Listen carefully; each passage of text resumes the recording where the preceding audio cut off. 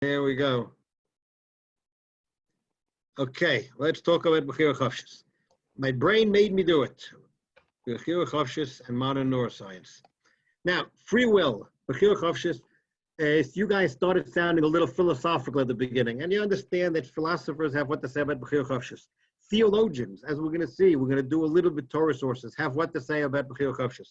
Nowadays, jurists, lawyers, judges, philosophers of law have a lot to say about neuroscience, about Bechira Chofshit. That comes up now all the time. I'll give you one example in a minute. The question is the scientists, and in particular, do neuroscientists have what to contribute about the study of free will? An example of where jurists talk about it today. I don't know if you guys remember, right after Trump was sworn in, there was this rash of anti-Semitism in the U.S. All these calls that were made to JCCs, to shuls, bomb threats, one after the other, and people were talking about, wow, Trump becomes president, and there's this huge increase in anti-Semitism. And then it turned out, those of you who could read the Hebrew, Ellie, this is not backwards, correct? No, it's perfect. Okay, so there was a joint investigation with the FBI and the Israeli police, and they discovered that all of those so-called anti-Semitic calls were coming from a hacker living here in the south of Israel. And he was making those threats in the US. Now, this was a joint FBI-Israeli police investigation. They had the goods on the kid. This kid had made those calls. And now the question is...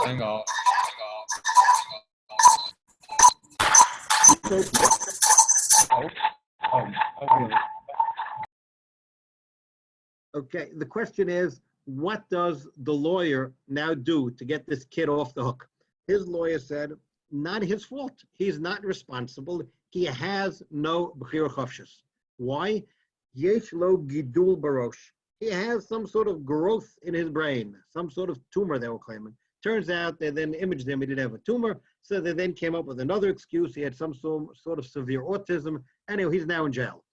But you see how this question of free will or lack of free will and its relationship to neuroscience is entering the legal field. So a neuroscientist in the 1980s decided he was going to study free will and see, is there free will or is there not free will? Are we really, as one of you guys said, simply a sum of our parts, in which if I know all of the pre-existing states of everything, I could predict all future states, meaning all future decisions? Well, so this guy was going to investigate it, and there is,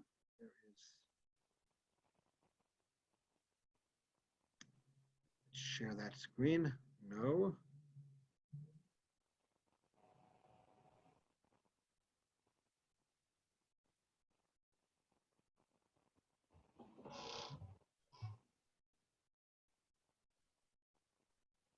Okay, could you see the video now? Yes. And do you hear it? No. You got to share audio on the bottom. Yeah. Hold on, hold your horses.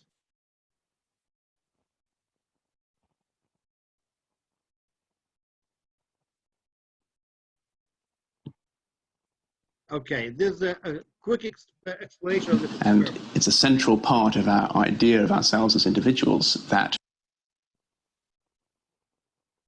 we can want to do something, we can have an intention to do something, and then we can do it. We can make our intention drive our actions. And Benjamin Libet's work was one of the few experiments which made a truly innovative and courageous attempt to address that question. Can't feel it being cold. Patrick Haggard's team are going to measure my brain activity in the run-up to a conscious decision, with electrodes placed on my scalp. Okay, Susan, you're you're all wired up and ready to go. Absolutely. We're going to record from your left motor cortex, your right motor cortex, and from the midline. I want you to watch the clock hand, which is rotating in this small clock in the center of the screen.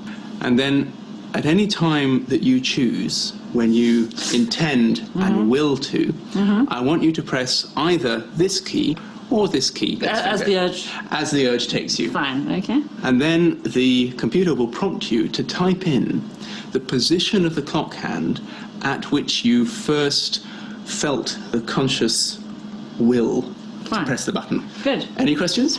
No. Off we go. It's very funny waiting for the urge, isn't it? So watching the clock, I record the exact time that I make the decision to act, while the electrodes on my head monitor the activity in my brain. Okay, so Bechira, the experiment that Libet did, he's collecting 3 pieces of information. He's collecting the exact time that she pushes the button. He's collecting the self-report based on that clock of when she had the urge to push the button. And they're collecting data on her brain waves above an area called the motor cortex. The motor cortex is the area of the brain that sends out commands to do motor actions. So they're now going to have information on when she claimed she had this decision, this urge, when she actually pushed the button, and something she has no control over, when her brain waves in the motor cortex showed that she was starting to plan to make the motor movement. And the results that they got, rather than showing the video, I'll just summarize it because I heard we have Rabbi Liebtag after this. Hold on. Okay, so here's the results of Libet's experiment. This was from the 1980s. You have over here at 0 seconds is when the person pushed the buttons. Approximately 200 milliseconds before is when they claimed, when they self-reported that they had the urge to push.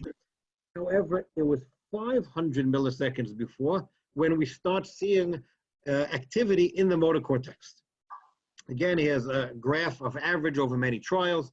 You have over here is when you actually have the movement. That 200 milliseconds before is when you get the time of awareness of the urge. And it's about 500 milliseconds before when you have these brain waves that indicate what Libet called the readiness potential. Readiness potential is that the brain is starting to get ready to make the movement. And what Libet concluded from this experiment, he said, well, you clearly don't have free will. You had no idea what was going on in your brain. Your brain made a decision back here. Somewhere, some little guy in the brain decided for you. At some point, the little guy in the brain decided to let you, the conscious you, know about the decision and know what you were about to do. That took place over here. And over here is when you actually make the movement. So Libet concluded that there is no free will. He was willing to concede that there's something that he called free won't, meaning you can veto a decision. Sometimes he saw this readiness potential start to build up, and then it would go down again before there was a movement. Meaning sometimes you could start planning this finger movement, and then you could veto it. So Libet decided there is no free will, there is only free won't. Now, this is the 1980s. It's one of the earliest attempts to study free will in the lab. Any of you have any comments about Libet's experiment? Yeah, it's ridiculous. Why? Because how could somebody report that they were ready 20 milliseconds before they did it? No one's brain knows those specific times. Okay. I could tell you around 10 seconds I thought of something. I can't tell you 9.432. Okay, so you're troubled by the methodology of the experiment. There's indeed a lot of criticism of his methodology. What else? Anybody else? These guys are in yeshiva. They learn how to think, right? It's not law school where they just feed you information. Yeah. What else? I mean, I would argue that just because you're not conscious, it doesn't mean you made the decision. The assumption over there is that free will has to be in the consciousness. Ah, excellent. Okay. Meaning he wasn't even really studying the free will decision because you're not always consciously aware when you make the decision or how you made the decision. Excellent. So he is studying, I don't know what he said, something, but not the free will decision. Okay. Anything else? It's not a decision that requires a lot of planning. It's just an action.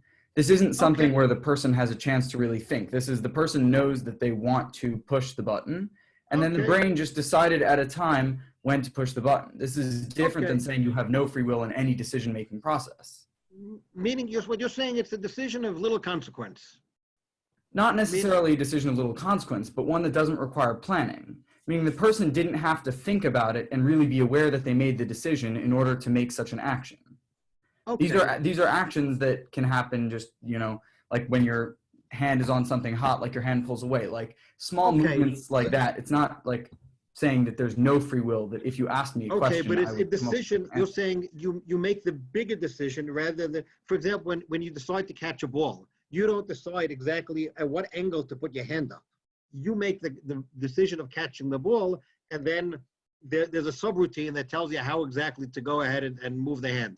That you're saying here, they made a decision to push the button. Exactly how or where, that wasn't part of the conscious decision. But it doesn't mean that there wasn't free will about putting. Excellent. Okay.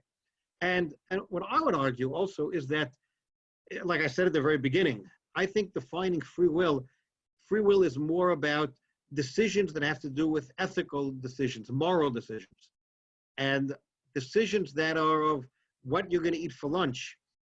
I think you have free will, but that's much harder. That's much less significant if you have free will for that. Okay, and those decisions are much harder to study in the lab, obviously. In a lab, you need things that are repeatable, things that you can control all the variables except for one. Those kind of decisions are very hard to experiment on in a lab. Okay, the significance, though, of Libet's experiment is that he was one of the first ones to try to study free will in the lab, which makes it a interesting or important experiment to talk about. We're going to skip this. Now, who really cares? You know what? We'll skip this. Okay, Phineas Gage. Any of you who studied intro psych or are going to study intro psych, you're going to meet this poor fellow, Phineas Gage. The reason he's of significance is because Phineas Gage really caused humanity to rethink how they understand personality. We like to think, or I should say, it was thought until the mid-19th century that there was the physical you and the spiritual you. And the physical you had to do with whether you were healthy or sick, whether you were still alive or you were dead. But the spiritual you had to do with your personality, it had to do with your midah. Meaning if a person was easy to anger, that was a midah that they had control over. If a person was generous or a person was a kamtzan, that was a midah that they had control over. And that had to do with your soul, your spirit, whatever word you want to use, but nothing to do with your physical being. And then came along Phineas Gage. Phineas Gage was working on the transcontinental U.S. Railroad, and his job was to like clear away these big boulders and rocks that were in the way so they could lay the tracks. And he was coming with this metal pole, and he was tamping in the explosives into the rock, and the explosive went off a little too soon. And this metal pole went right through Phineas Gage's brain, in one side, out the other. And you can see here the reconstruction. His skull is still extant. I believe it's in Yale. And they every once in a while re-image it and re-estimate which parts of the brain it took out. And you could see it went in under the eye over here, came out the top of the brain, and Phineas Gage, for better or worse, survived this work accident. However, he was a changed person. While he was described as being friendly, jovial, lighthearted, easygoing before the accident, after the accident, he hung out in the bars, swearing and cursing and angry and fighting. Totally different person.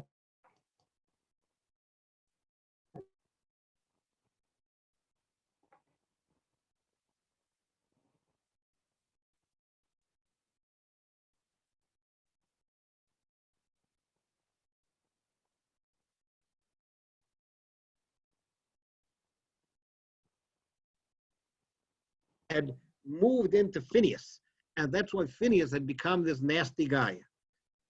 It was very difficult for them to come to grips with the fact that the physical makeup of the brain, the chemicals, the physical structure, had something to do with a person's personality. And personality has a lot to do when we're talking about Bechira Chofshit. If you're a person who's a generous person or a kamtzan, those are ethical decisions. Are you going to give the guy tzedakah or not give him tzedakah? And what Phineas Gage showed is that there is some aspect to the physical nature of the brain, whether it's our genes, whether it's our upbringing, whether it's something you've taken that now is affecting the chemical makeup of the brain. And this really threw a monkey wrench into the notion of total Bechira Chofshit for ethical decisions. And that raised the question, is free will really an illusion? Now, we believe not. I mean, very end of the Torah it tells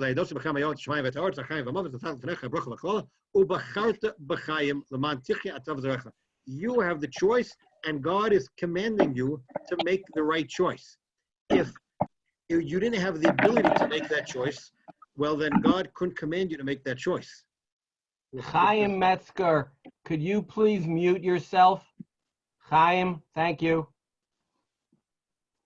The Gemara says very succinctly, what does that mean, Hakol b'dei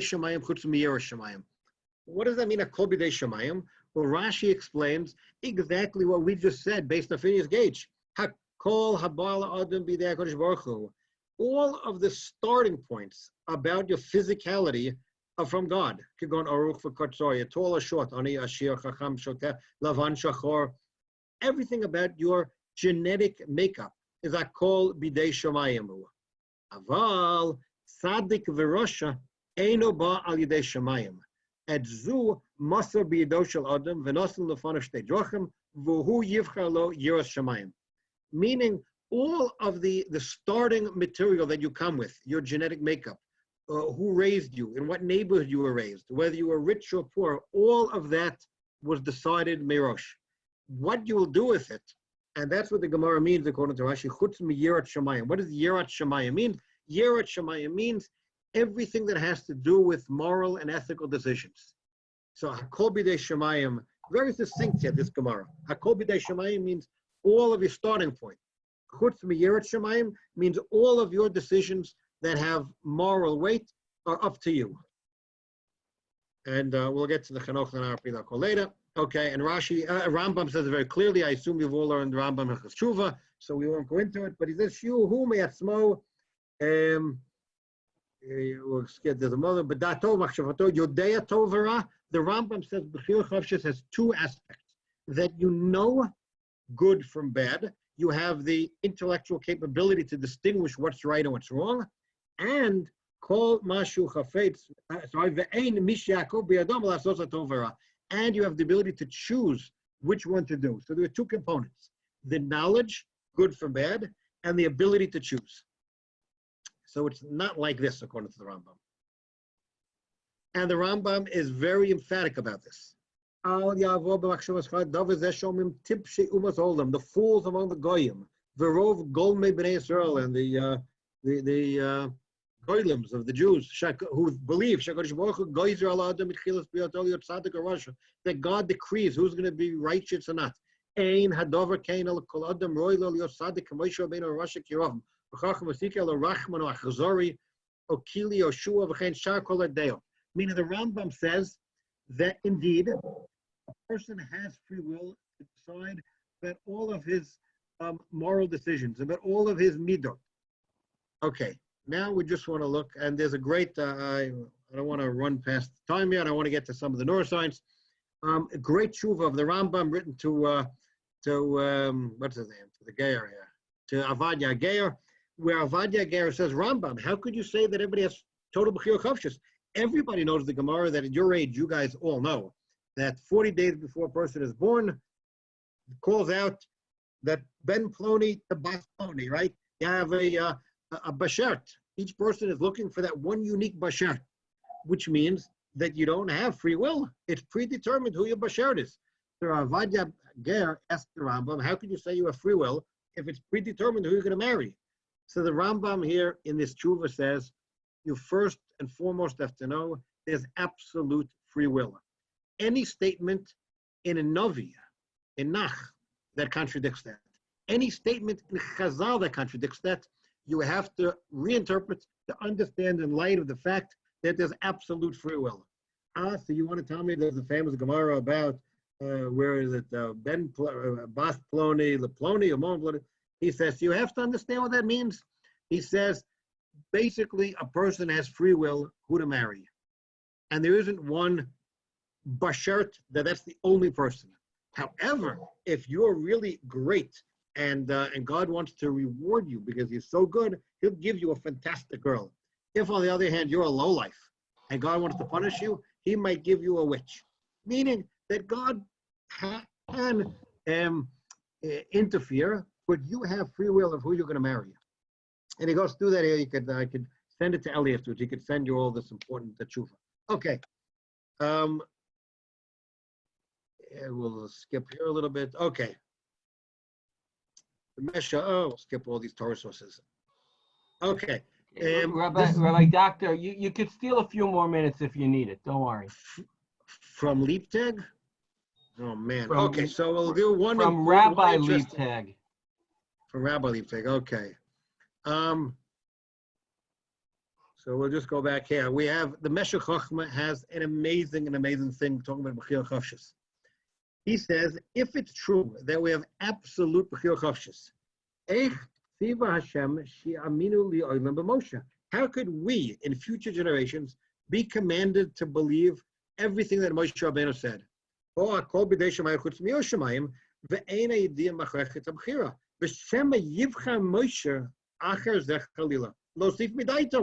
Meaning, if everybody has free will, that includes Moshe Rabbeinu.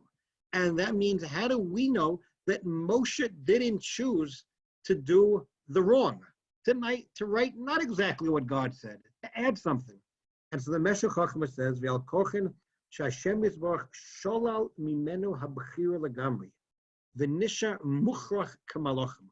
The Meshech Chochmah says that when it came to Moshe Rabbeinu and it came to writing the Torah, God actually removed his free will, and he made Moshe like an angel who has to do exactly what is told, because otherwise we wouldn't be able to rely 100% on Moshe. But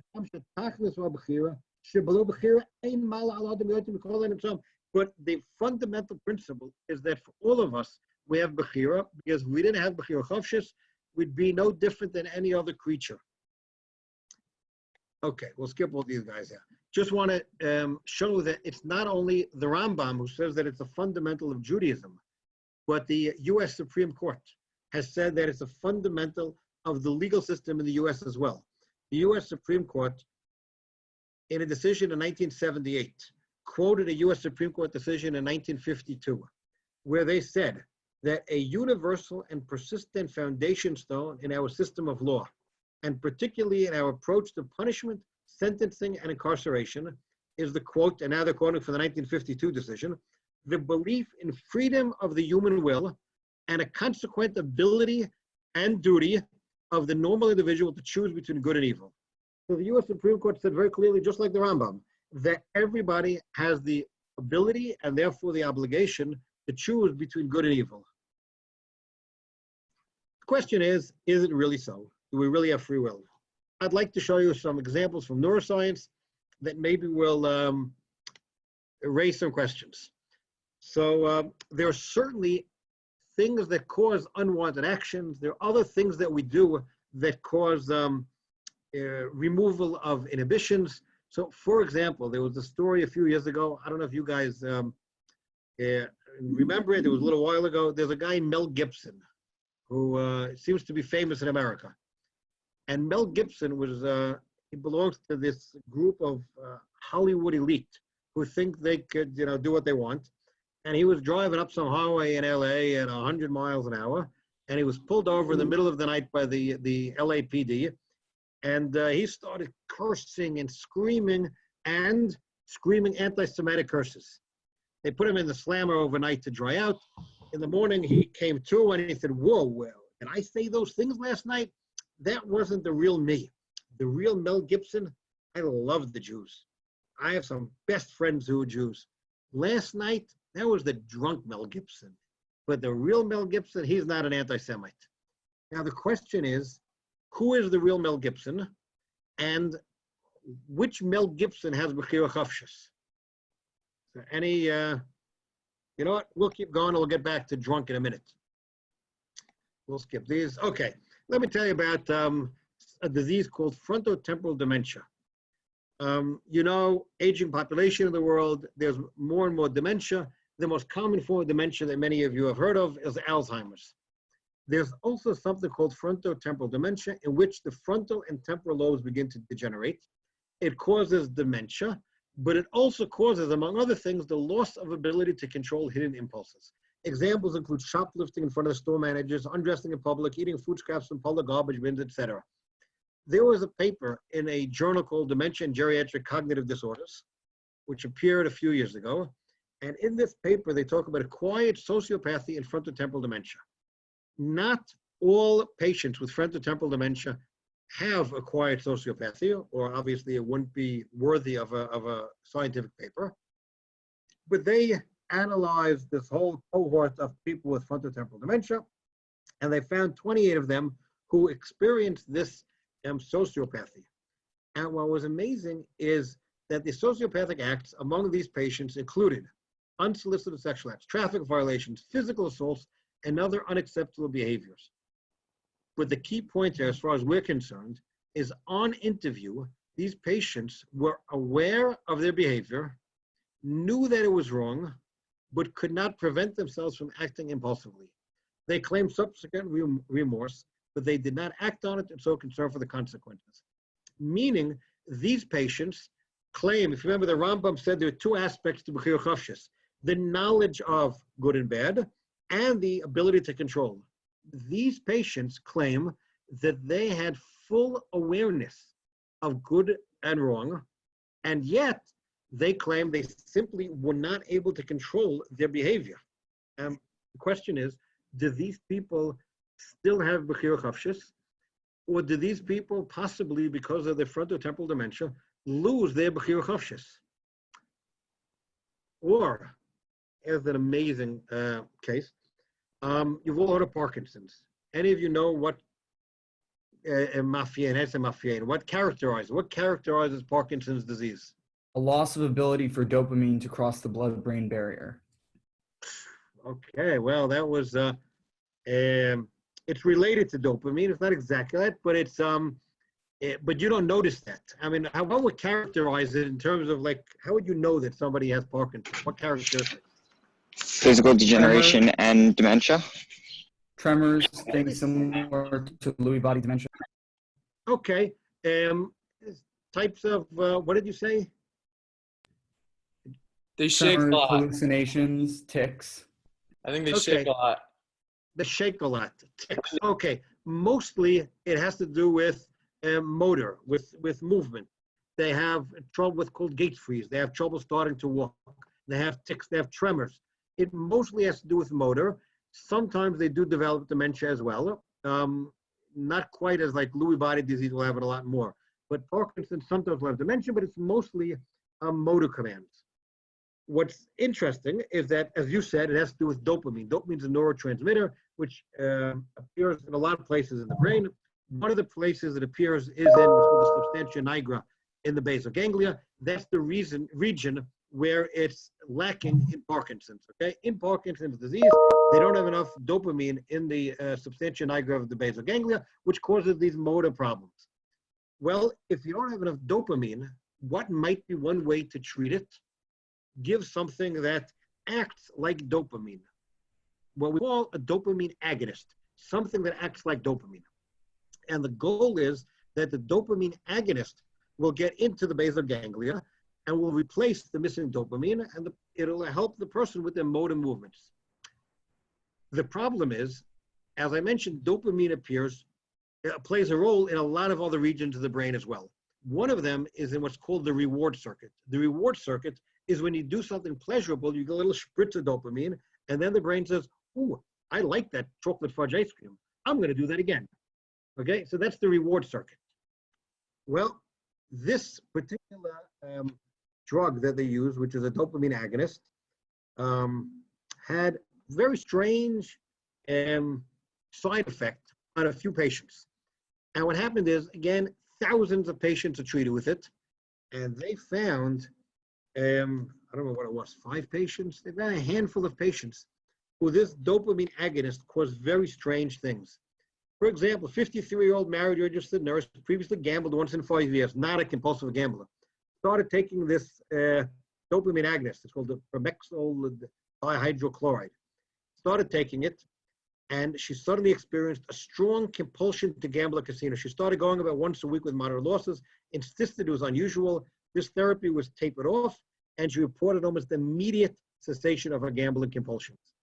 And here they bring 5 patients. You have another one, second year by the second year taking this dose, he began to gamble almost daily. Over several months, lost almost $2,500, which he kept secret from his wife. Very strange. What's going on here? This dopamine agonist in these patients seems to be causing them to lose their Bechira Chofshit regarding gambling. And it's very nice from a scientific perspective because it's reversible, meaning you give them the drug and they become compulsive gamblers. You stop the drug and they stop their compulsive gambling, which seems to indicate that it's this drug that's causing the compulsive gambling. Do these people have free will? Do they have Bechira Chofshit? Or is the drug causing these people to become gamblers? No comments, maybe. Okay, let's keep going. Tourette's. What's Tourette's syndrome?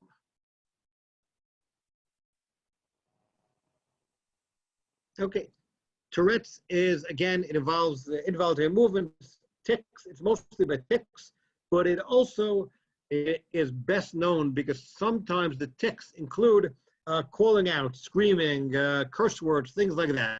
Now, nobody would say that a person with Tourette's syndrome has Bechira Chofshit regarding their curses, regarding their tics. It's a disease. It's a condition they have, and nobody would say that they have Bechira Chofshit. The question would just be, how do we relate to it? Meaning, if you have someone with Tourette's in a movie theater and they start to scream out and curse, do we take them out of the theater or we let them stay and disturb everybody? But nobody will start screaming at the person with Tourette's and say, stop the cursing, stop the screaming, because it's not their fault. Nobody would say if they have Bechira Chofshit. You all agree with that? I hope you agree with that. Okay? We'll scale. Okay, a little joke there. Okay, an amazing case. Let me give you one more here. Young couple this in Canada. A young couple was having financial trouble. They decided that the next morning they were going to go to her parents and discuss it with them. In the middle of the night, the guy gets out of bed, goes to the car, drives the 10 or 12 kilometers to his in-laws, stabs to death his father-in-law, injured his mother-in-law, gets back in the car, drives to the police station, says, I think I just killed somebody. And they look at him and they say, yep, you have blood on your hands, literally. Now, what happens? You're his lawyer. You're in a pickle. I mean, this guy just killed his father-in-law, has the blood on his hands. I mean, he did it. There's no question he did the act. What are you going to do if you're the lawyer? Now, Canada is like the US. They have this really intelligent system where you find 12 unemployed, uneducated people and you have them make the decision for you. So they have this jury system. And the lawyer now needs to defend his client who just murdered his father-in-law. And he says, well, you know what? He says, my client did it, but it's not his fault. He didn't have Bechira Chofshit. Why? Because he did it in his sleep. The entire thing was done while he was sleeping. He was sleepwalking, he was sleep driving, he was sleep stabbing, and then he got up. And so he's not guilty. Now, if you guys are on that jury, I assume you would be a little incredulous about this defense. So the lawyer says, you know what? He said, let's take him to a sleep lab. Now, they put electrodes, they put EEGs on a person in a sleep lab. The person goes to sleep. The typical person has 4 stages of sleep that you go through at night. And you go from stage 1 to stage 2 to 3, 4, back to 3, back to 4. You have a typical sequence of events in the different stages of sleep. This guy had an abnormal sleep pattern of which he has no control.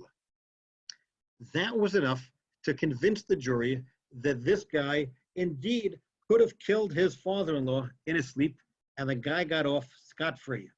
Now, this appeared in a journal called Sleep in 1994, and in this journal, after they report on this case, they report on hundreds of cases of murder and rape in the last several hundred years in Western Europe, US, and Canada, where people got off scot-free because they did it in their sleep. Somnambulism means do it in your sleep. And this I knew about for a while. There's a paper in 1994. Not long ago, I came across this book, an amazing book. Anybody wants to read a really interesting story, This book you could buy in the used bookstore. Death of a Jewish American Princess, the story of a victim of trial. 1982. This is a Chicago Jewish couple, non-frum. They moved to Phoenix, Arizona, to one of these new developments. We had lots of non-frum Jews there. And the husband was involved in the restaurant business. He was doing okay, not so okay, was borrowing a lot of money. The wife was a Jap. And one night, he woke up in the middle of the night, stabbed her 26 times and killed her. The police came and he started saying there was a robbery, he broke in, he got away, I tried to get him. And it quickly became clear that he had done it. And again, his lawyer is faced with a difficult defense. And here too, his defense was that his wife was this impossible Jap. He just couldn't live with her. And he snapped. In the middle of one night, he snapped. And in his sleep, he got out of bed and killed his wife. And the jury found him not guilty. An amazing book. Okay, what does halacha say about that? Do we have Bechira Chofshit in our sleep? Well, the Mishnah says, Adam muad liolam ben shogeg ben mezid ben er ben yoshen. A person is considered a muad liolam, whether you're awake or you sleep. Now, what does that mean? You're a muad when you're sleeping. When you're sleeping, do you really have Bechira Chofshit? The Rambam explains. Im haya adam yashen, uba achar v'yashen b'tzido. Harei yasheni muad l'rishon, meaning you're sleeping. Another guy now lays down and sleeps next to you. The second guy, if he rolls over and injures the first guy, he is responsible. Because, correct, when he is sleeping, he can't control himself. But when he lay down to sleep, he should have looked what was there.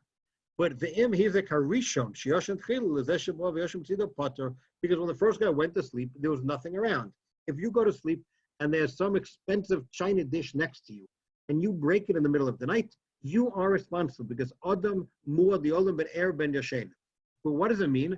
The Rambam is agreeing in his explanation of the Mishnah that a person indeed doesn't have Bechira Chofshit during his sleep, but before he goes to sleep is when he has the choice of making that ethical decision. And the Rambam writes that also, he codifies it in the Yad in Cheskov Lamazik. An amazing tshuva from the Chassam Sofer. The Chassam Sofer tells a story over here. He, in the old days, it was that, not everybody asked the Gadol all the questions. You asked your local Rav, and if the local Rav had difficulty, he asked the Gadol. Here, the local Rav wrote to the Chassam Sofer about a woman who took her 15-day-old son and took the son into bed to nurse him, and then Vehi b'chatzi alayla v'tikatz mishnata, she woke up from a sleep, v'tabeit al yeled v'nei meis, and the kid was dead next to her.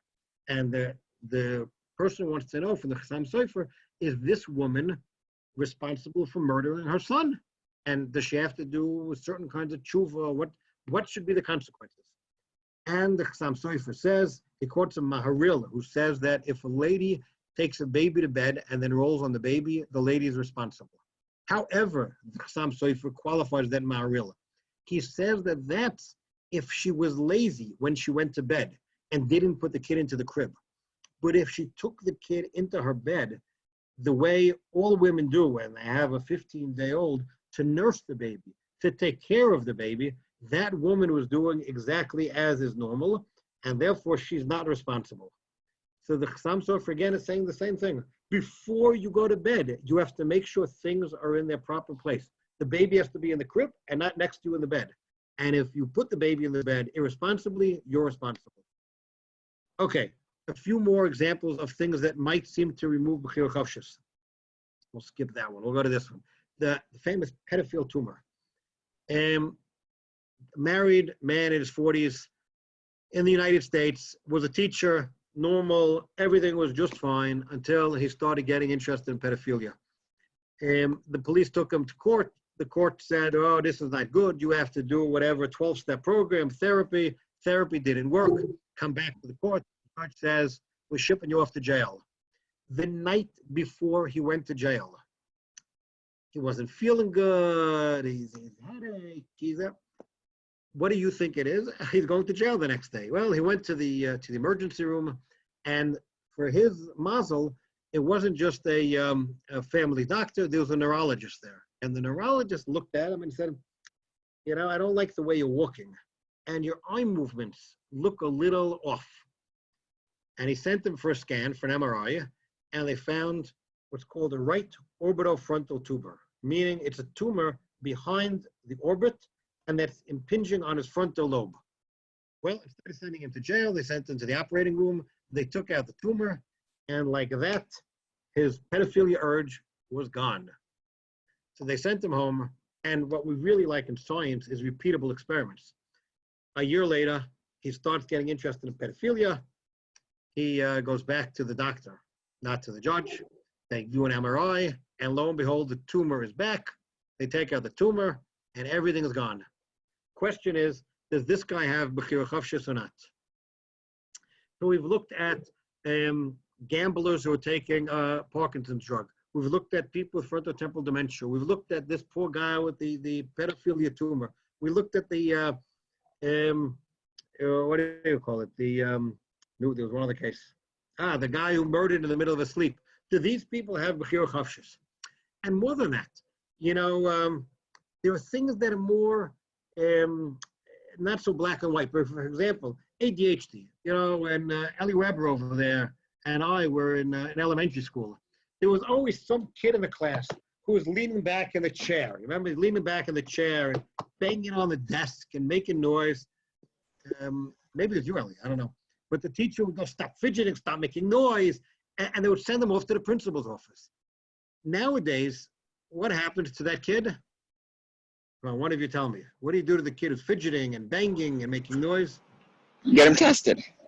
And? Medicate him. You put him on medication. What do you put him on? Adderall, Ritalin, something like that. Yeah, statistics are probably about a third of you guys are on Ritalin. So that's what you put him on Ritalin, and now he sits there like a good little boy, right? Or something like depression. You know, depression 100 years ago or 200 years ago, before Phineas Gage, someone with depression, they would yell at, stop being so down, snap out of it, smile. Today we know depression has to do with chemical imbalances in the brain. Over 50% of depressed patients, you give them medication and you could treat them. But 50% are more difficult to treat, and then they have with drugs, and you have other ways of treating them. But the point is that you don't just say to the person, smile, be happy. We understand that it's not simply a decision that they're making. It's not Bechira Chofshit. It's something in the chemical makeup of the brain. The ADHD kid also was fidgeting in class. There's something in his brain, and you give him drugs, and it does magic. It influences his behavior. And the question is, do these behaviors, are they just because his brain made him do it, or does the person have Bechira Chofshit? Certainly, like we said about Tourette's or Huntington's disease. Huntington's involves what's called chorea. Chorea is like dancing. They have these large movements. A person with Huntington's, nobody's going to say that they have Bechira Chofshit, whether to make those movements or not. It's part of their disease. And let's get to the really big one here. Just drunk. We talked to Mel Gibson before. What does halacha say about drunk? Who's the real you when you're drunk? Amazing tshuva from the Bach. The Bach was asked about mikra shebo adam shikur zarak be'et chatunas chofshit elakir. Drunk guy at a wedding throws glass against the wall. V'riseis paga be'eno shel chavero. A piece of glass went into the eye of his friend and blinded him in that eye. And what does the Bach say? Is the guy who threw the glass responsible? He was stone drunk. Says aval gabe nizakin ein safek v'chayav. The guy is responsible for actions. You're gonna tell me he's drunk, he had no Bechira? He did. The hayaloli hizaher mitchila shelo yishtaker kolod v'lazikas rabim. Where was the decision point? The decision point was before he got drunk. Just like the Rambam explains, the decision point about someone sleeping is before they go to sleep. Here, the me answer the shtaker kol kachad leyoda my COVID. Who told him to get so drunk that he doesn't know what he's doing? But Kaven the onus the machmasehu the EU who the garm nafshay. He is the what caused it, and therefore his basic argument of the Bach is that the drunk has full criminal liability because he chose to get drunk.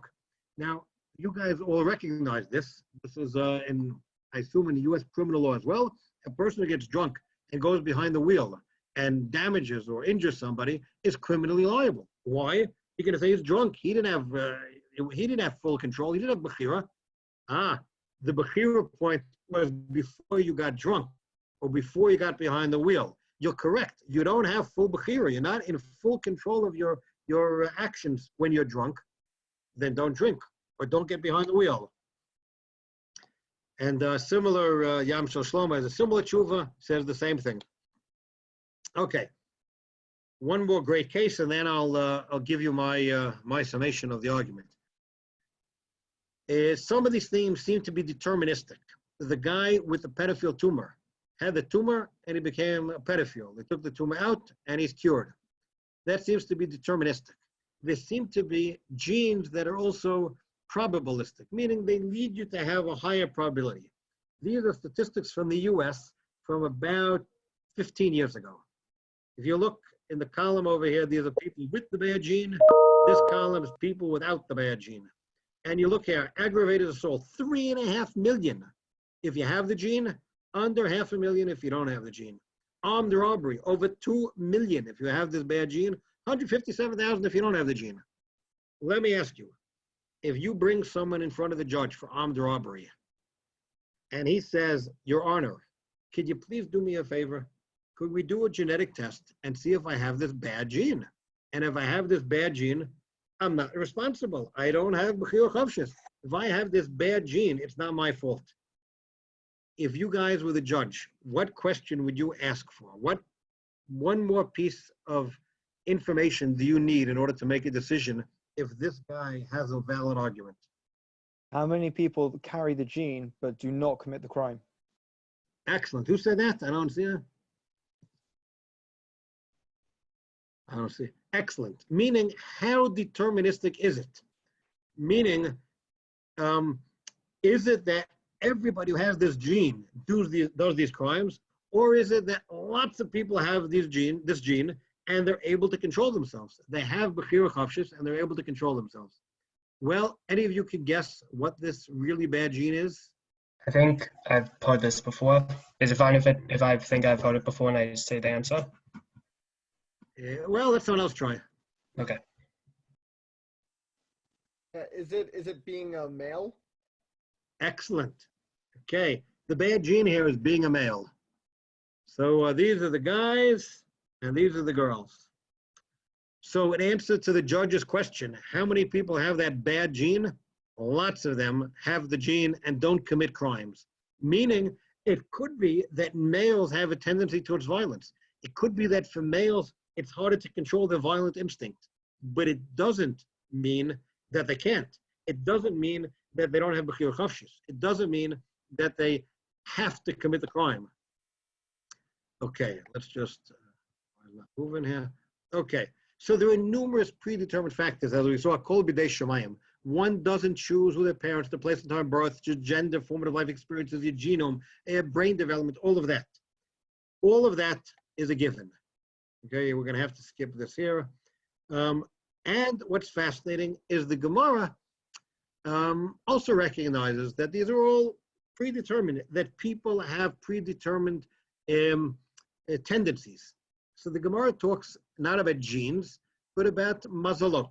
And it says, for example, Hayman ma'adim, someone born under the constellation of Mars, yegva ashid damim, he'll be a person who spills blood. That doesn't sound good. What Rav Ashi says not to worry. It means that he has a predisposition for blood. It doesn't mean he will be good or bad.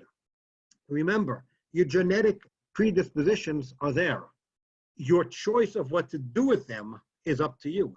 He could be a bloodletter, a surgeon who saves lives daily, or it could be a ganav who kills people, or it could be a butcher or a moil. Those are all things you could do with your predisposition. It doesn't mean that you don't have Bechira Chofshit. It means that you have to decide what to do with your predisposition. We'll skip that. Okay, the Drasha Saran. I assume some of you learned it while you were in yeshiva. If not, whatever, it doesn't matter. The girls in Michlala used to learn it, and that was the reason the guys in Gush used to learn it also.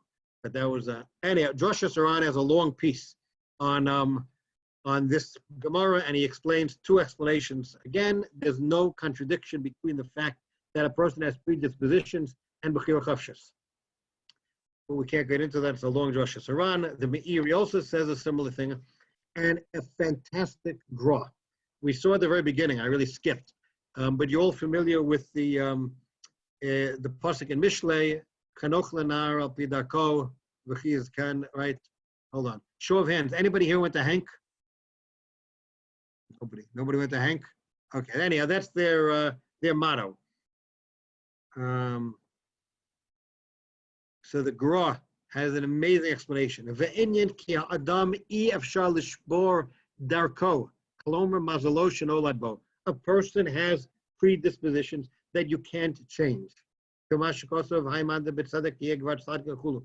Ik sheno nolad b'mazal ra al zen nitna b'chira b'yad el mshucha lachos mazlo leiz dovish yirtze liot tzadek or rosh or benoni.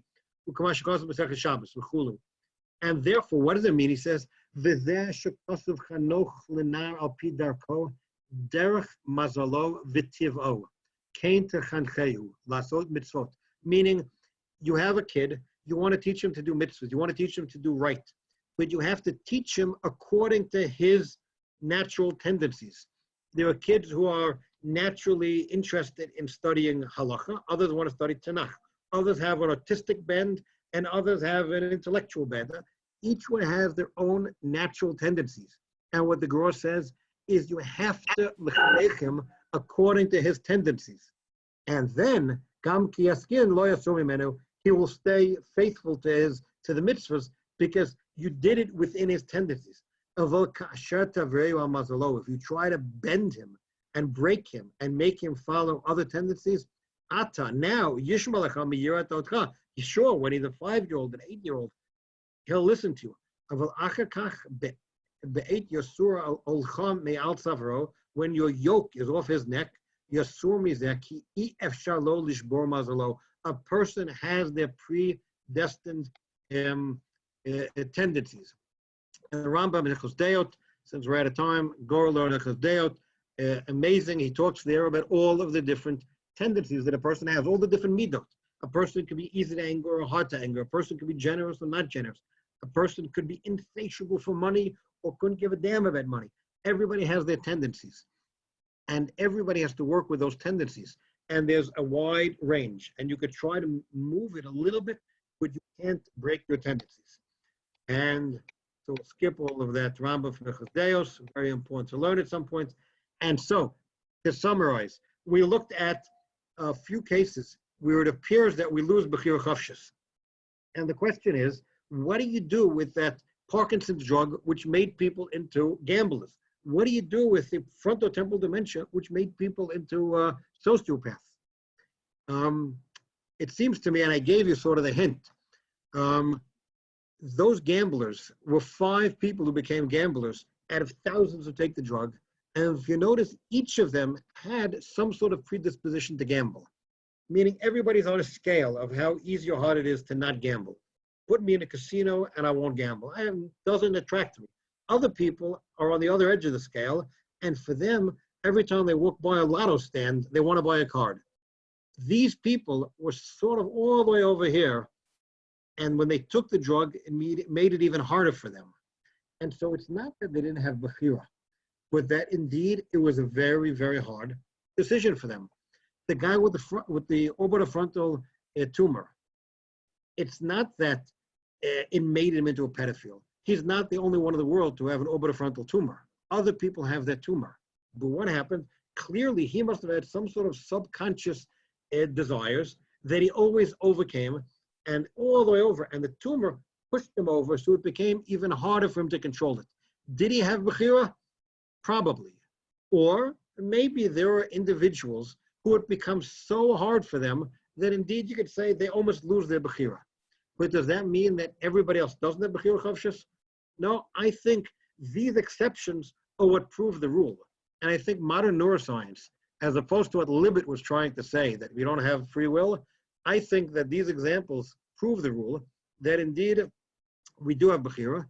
Even those people probably have Bechira Chofshit. But what's important is, as I started to define what we mean by Bechira Chofshit, meaning I never had free will to become an NBA player.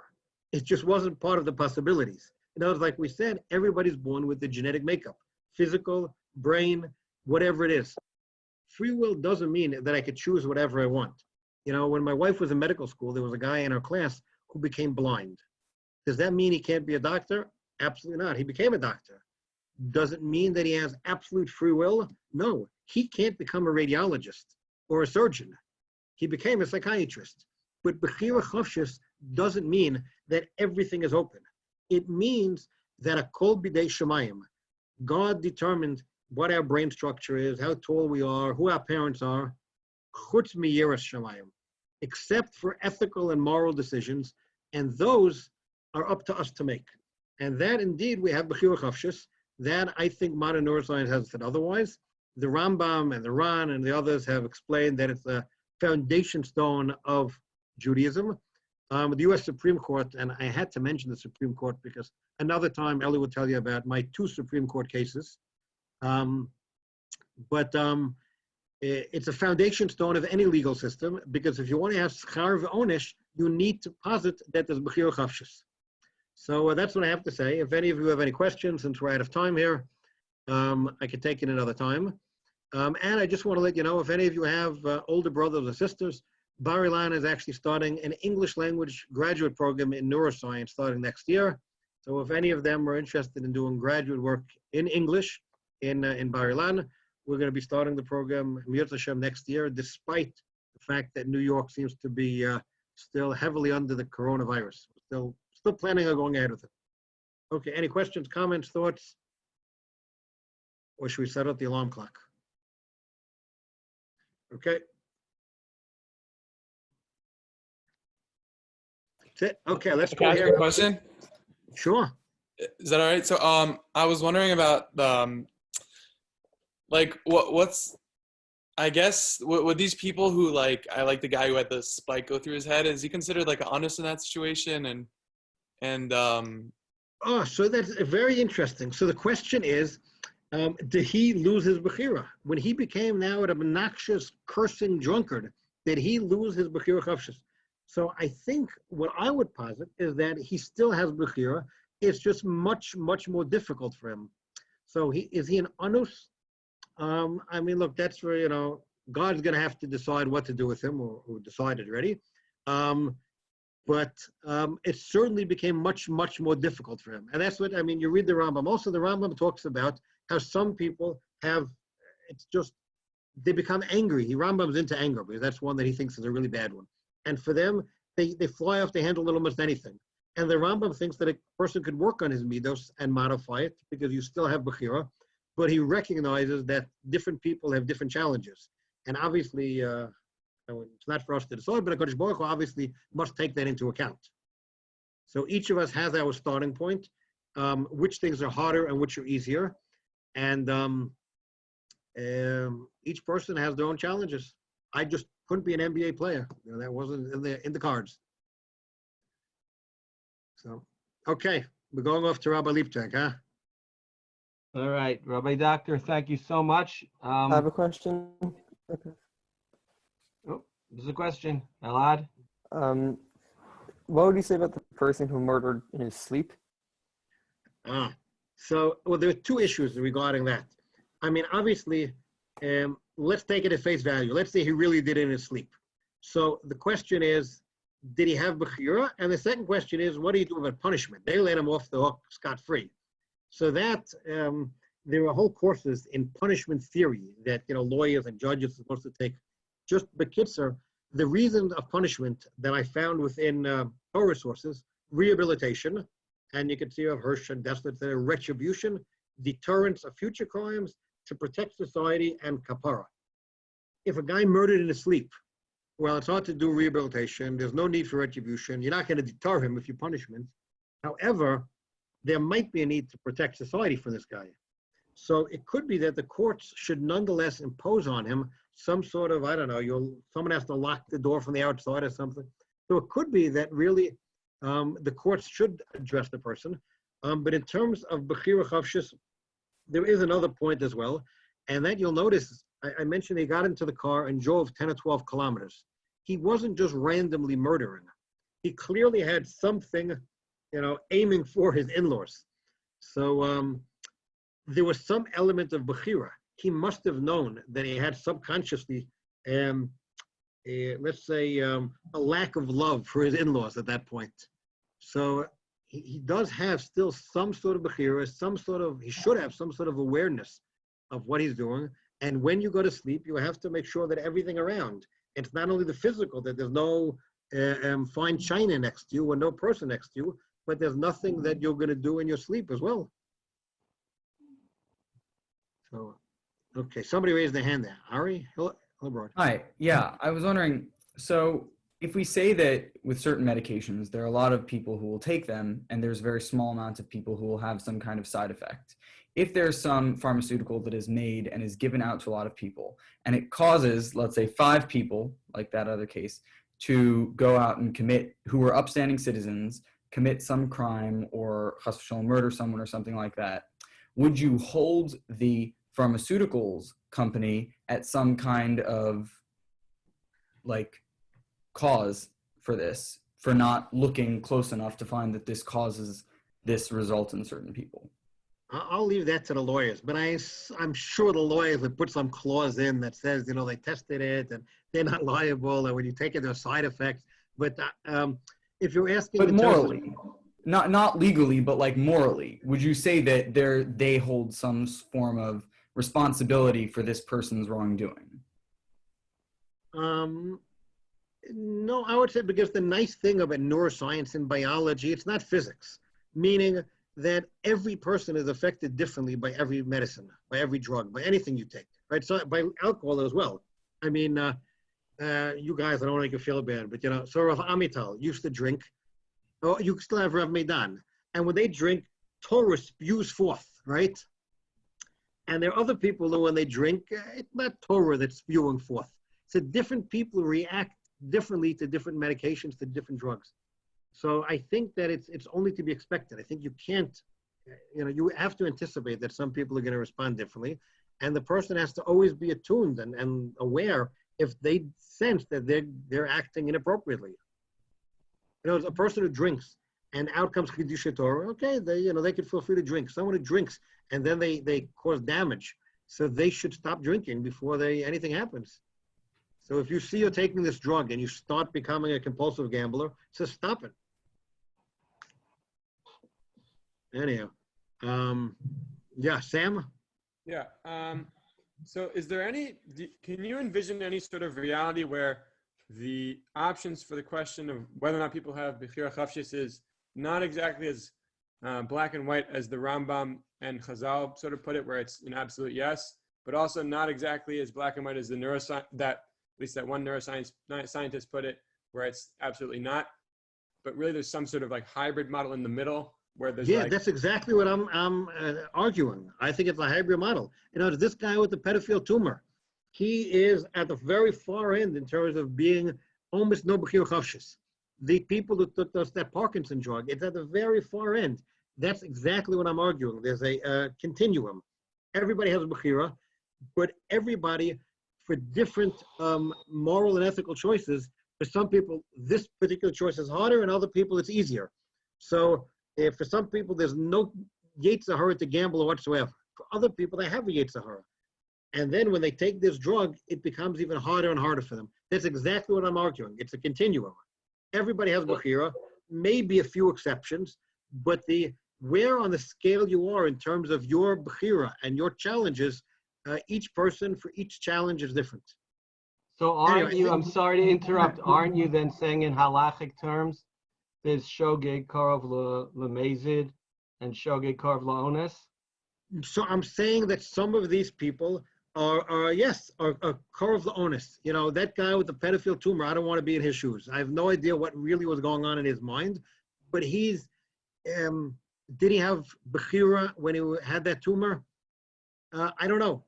I'd like to believe he still had some Bechira. It was just really hard for him. Maybe it was taken away from him at that point. The gamblers, maybe it was really, really hard when they were taking the drug. Maybe they actually lost it. Look, the Meshech Chachma says that we can envision it. And Moshe lost his Bechira at a certain point. So, but for most people, you're well within that range. I mean, I skipped one really important slide. You know what? I really think we should stop, but hold on. I lost you. Okay. Hold on.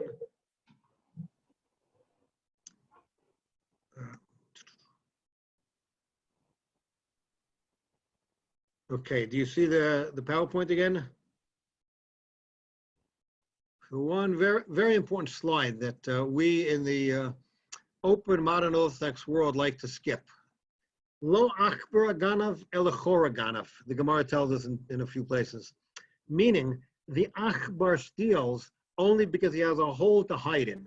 Meaning that if there are no buyers, there's no fence that is called, the thief is not going to steal. Meaning that a person who's in an environment conducive to doing some sort of sin, it's going to be much harder for him to control his Bechira.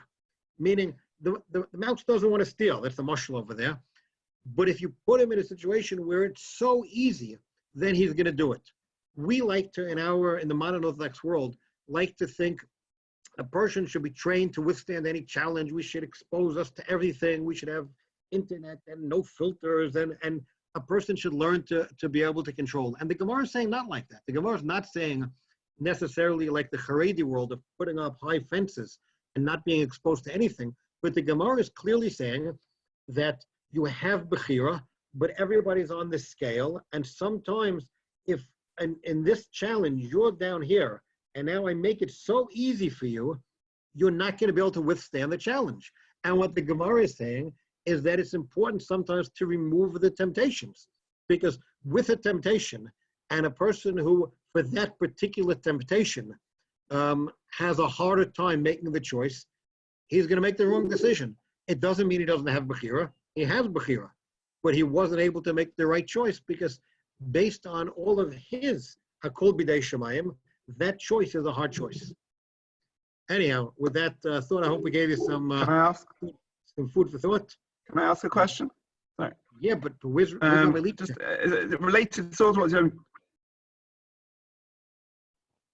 Yeah, hello. Can I ask, does modern neuroscience often hear this idea that everything we do is a product of the chemicals in our body anyway? We're like animals.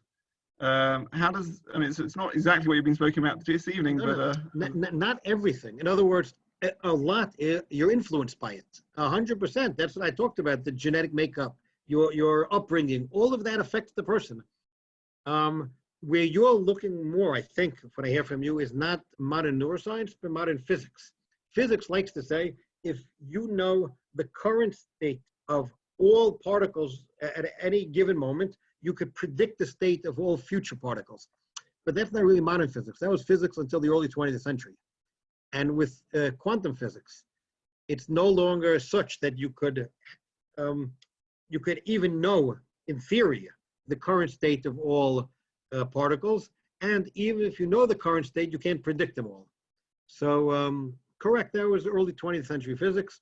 Early 21st century physics poses no problem to Bechira Chofshit.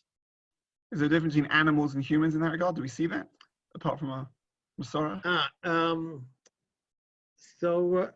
It's hard to explain. Look, you're right. Animals seem to make decisions also, right? I mean, you put a dog in front of two bowls of food, he's going to pick one over the other, right? I mean, he's going to make a decision. But what we would like to say is that that decision is made wholly based on his instincts. And there's no morals going into that decision. He's not factoring in anything moral or ethical. While when humans make decision, there are instincts, and I skipped some fascinating examples early on because we were supposed to be done 20 minutes ago. I skipped where we have a lot of decisions that we make based on instinct, where it's subconscious, it's built in, you could call it evolution, you can call it whatever you want, but it's decisions that we make based on our instincts.